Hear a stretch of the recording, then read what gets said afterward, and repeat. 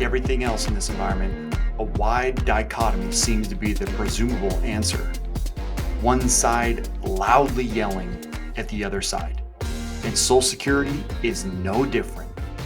Cuts are being yelled at one side while the other side says save or protect right back. Here's what the Social Security trustees said that may have started all this on the most recent trustees report. Under the intermediate assumptions, the projected hypothetical combined OASI old age survivors and disability income trust fund asset reserves become depleted and unable to pay scheduled benefits in full on a timely basis in 2034. At the time of depletion of the combined reserves, continuing income to the combined trust funds would be sufficient to pay 80% of scheduled benefits.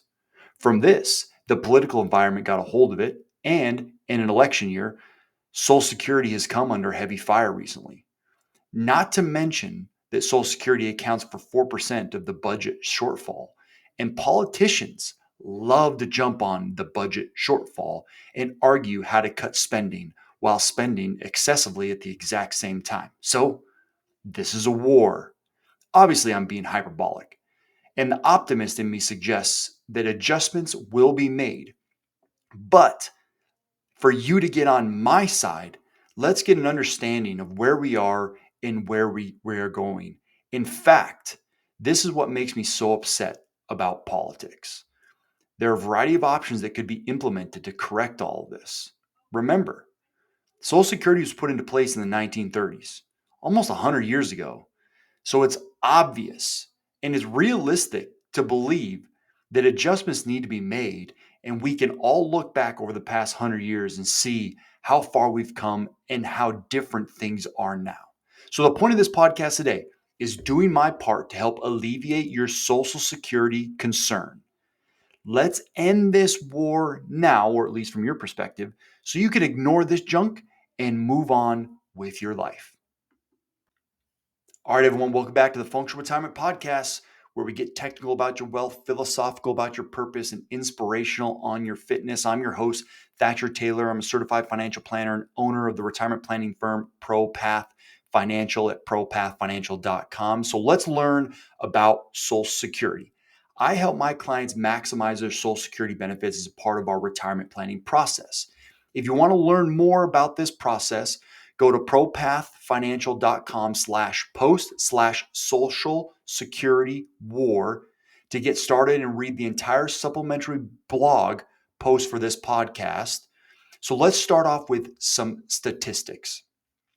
70.6 million people, with a population of 331 million people here in the United States, receive benefits from programs administered by the Social Security Administration in 2022.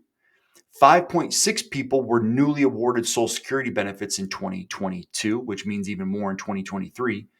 55% of adult Social Security beneficiaries were women. 55.6 was the average age of disability beneficiaries in 2022. And 85% of supplemental Social Security income recipients received payments because of disability or blindness in 2022. So let's keep diving into this. There's some more really good information that we need to know to set the stage for what we're about to talk about. This is getting deep into the intricacies. This is what most politicians and talking heads and opinion journalists will not dive into. They will not do the research on this. So we have to make sure that we have a good understanding of what's going on. So those are some initial facts, but let's go over some general information that we're going to need to know as we work through this podcast today. So, did you know that 15.3% is the number of the tax rate for 2023 contributions to Social Security and disability? 15.3% is broken up between 7.65% of your income, and the employer puts in 7.65% of your income on your behalf into Social Security and disability. And that's broken up specifically 5.3% into Social Security, 0.9% into disability income, and then if you're a high earner that exceeds $200,000 or 250,000 bucks for married filing jointly, you have to add in an additional 1.45%. So a total of 10.6 goes into Social Security, 1.8 goes into disability, and if you make too much money, goes into a high income tax into Medicare, I should say, excuse me. So Medicare. So 7.65 is what you need to put in from your paychecks, and the employer puts in the exact same amount on your behalf. So let's go to the next layer of how that all matters. The maximum earnings that are subject to those percentages are $160,200. So let's say you make $160,200. That means that you are going to contribute that percentage up to that amount. So 7.65% in total is going to be contributed up to $160,200. And it'll always be contributed up to $160,200. When you start to exceed that number, that additional amount is not subject to Social Security, but it is subject to disability. Or excuse me, it is subject to Medicare. Excuse me. It is subject to Medicare. So the $160,200 is for the Social Security and the disability portion of the benefit. But Medicare, the 1.45%, will always apply no matter how much you make. So this is the first key, the Easter egg that you need to know as we work through this maximum earnings amount and those tax rates. So let's remember that for now. A couple interesting things that come along with this is the maximum monthly Social Security benefit that you can receive at your full retirement age is $3,627. That's if you maxed out the amount contributed on your behalf into Social Security. That's how much you could receive. And that's 1960 and later is the full retirement age of 67. And if you're born each year before 1960, it's like 66 and 10 months, 66 and 8 months, and such, things like that. So this is really important to know as well, because you can take your Social Security benefit as early as 62 and you can wait as long as age 70. That maximum benefit of $3,627 will get an 8% increase from age 67 to 70. So you can actually get 124% of that number if you wait. So these are some really interesting statistics that you need to evaluate as you make your Social Security decision.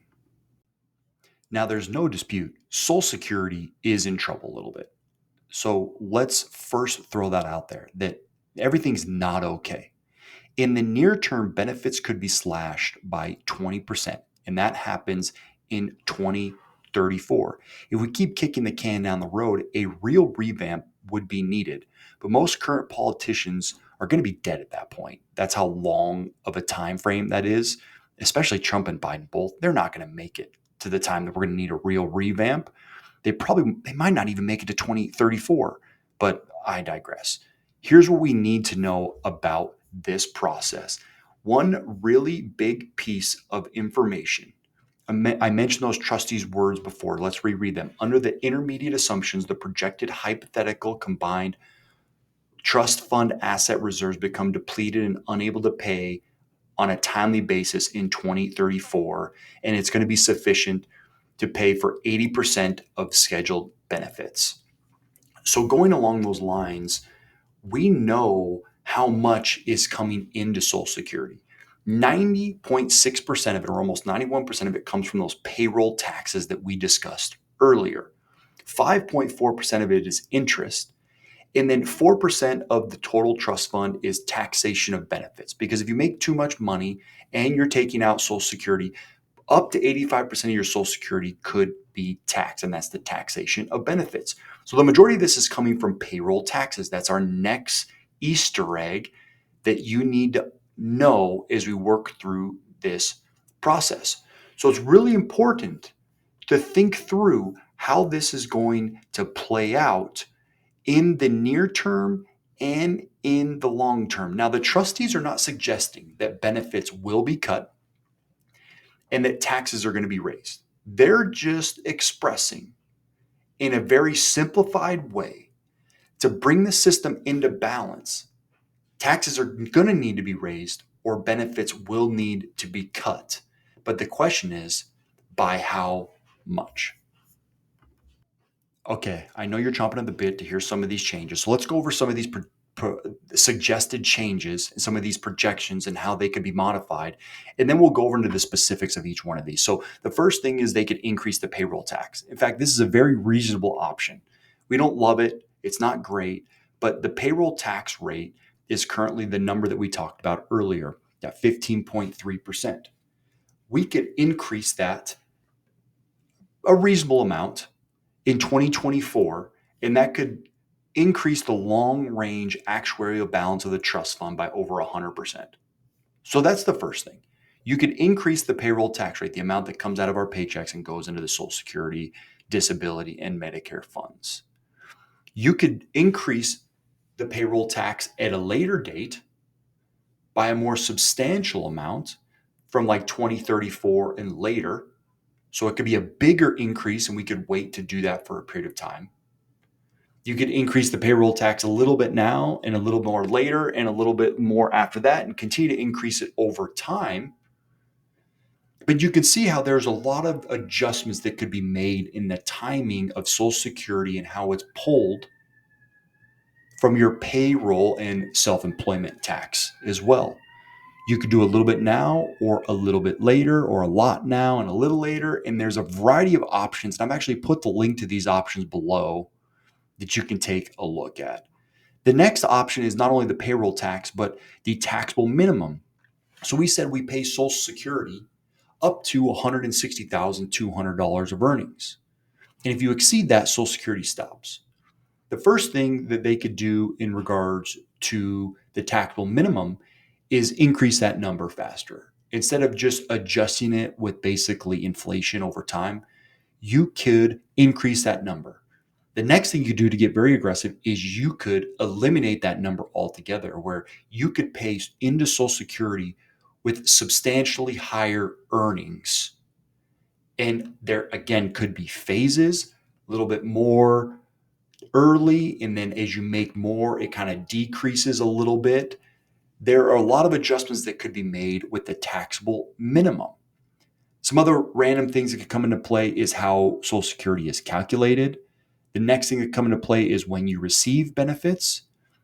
If you look at this list, there's a bunch of them. There's probably 30 or 40 different options here that are put out, and it describes the actuarial balance and how it changes things. So I'm willing to bet at this point, since again, I'm an optimist, there's going to be some sort of government intervention and some changes with Social Security that people aren't going to love. But one reason that people don't like this is because there's going to have to be an increase on the amount that goes into the Social Security Administration or the tax. And people don't want their taxes increased. That's why Trump is saying to cut Social Security, because to fix it, we have to increase taxes to make it work a lot better. Now, you can take that and run with that politically any direction that you want, but that's most likely how this is shaking out as of right now. So, how does this affect you? I think this relates to your world the most by being able to maximize your Social Security benefits. And there's some things that you can do to help make sure you get what you deserve. Because what could happen to a lot of people is you take your benefit early because you're concerned about the trust fund being depleted, but then you don't get to maximize the benefits when the changes are made. Because once you take your benefit early, say your full retirement age is 67, and you take your benefit early at age 62, that benefit is locked in regardless of what happens after some of these adjustments are made. So it's about maximizing your benefit. Another thing that needs to be understood is Social Security shouldn't be your only method of income in retirement. If it is, that means we didn't do enough planning or saving along the way. And some of these really affect you. But for others that have done some planning and investing along the way, you can use Social Security as a supplement, but you have other income sources or investments that can be utilized in your retirement planning journey. So if you're catching this at age 50 or so, being able to invest and save a little bit more could help make a lot of this null and void. The third thing you could potentially look into is your health. We all know about the break-even point. I've discussed this at length, but the break-even point is at a certain point, taking your benefits early becomes the worst way to actually maximize Social Security benefits. It's not just you get to take them longer, a longer period of time, I should say. By waiting to age 67, you get such a bigger benefit that it ends up catching up. So the longer you live, the better it is to wait, in which maximizes your benefit for your family. And you can do that by potentially taking care of your health and living a little bit longer, regardless, if you want to. So, the big takeaways are put on the blinders for what you hear in the media. When it comes to the bottom line of how Social Security is going to be adjusted or play out, there are options. And most likely, these options will be implemented. And regardless of the implementation, with the proper planning, it's going to be okay. You still should be able to achieve your goals, and you still should be able to receive what benefits apply to you. We need to move past the initial snippets or the audio files that we hear politicians say about what they're going to do about Social Security just to appeal to their specific base. There's going to be things that come into play that will make these adjustments feasible to the long-term security of the Social Security benefit, which is a very valuable tool in retirement on your income distribution strategies. So don't worry, there are options. I'm going to link a lot of what I discussed today in the show notes so you can look for yourself and read through it yourself, including the trustees report. I hope you enjoyed this today. This was more technical. This was a little bit more philosophical and political than I really like to get to, but I think that this should help subside the personal war that we're being subjected to in the political spectrum. If you have any questions, please reach out to me, propathfinancial.com. Again, propath, PROPATH financial.com if you have any questions or would like to learn more. Thanks for listening. We'll see you next time.